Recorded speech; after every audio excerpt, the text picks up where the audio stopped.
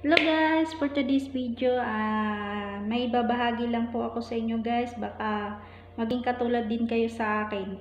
Guys, wag na wag po kayong, ito lang po ang kaalaman ko, wag na wag po kayong mag-upload ng yung nagbibigay sa inyo ng star sa reels, sa video o kaya sa long video nyo. Wag nyo po i-upload yan. Kasi magkaka-note po kayo ng action doon sa ibabaw ng earnings ng star nyo. Mamaya ipapakita ko po sa inyo at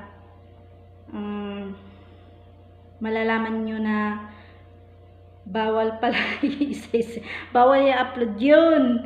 Kung tawag nito, kung nagbibigay naman sila doon sa mismong video nyo at saka reels, nagko-comment doon, nagbibigay ng star, wag nyo, alam nyo yung pangalan nila, tapos post mo, i-upload mo, bawal pala yun.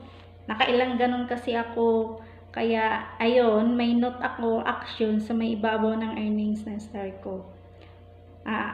Ito, pakita ko sa inyo.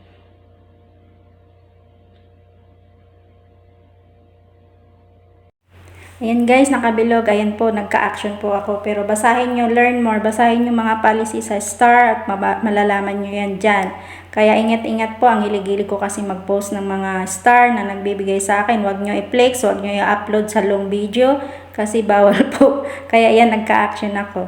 Kaya todo bura. Kaya guys, huwag nyong gagawin yun guys. Kaya magkaka-action kayo noon. At hindi ko rin alam kung kailan mawawala yun doon sa yung note na yun, kung kailan mawawala yun. Kaya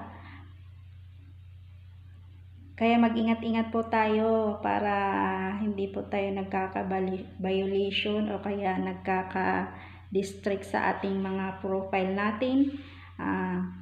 Ako'y naranasan ko rin na may unoriginal content at saka mga copyright. Kaya ingat-ingat po tayo guys. Ako po isang baguhan lang. Don't forget to follow and share my video.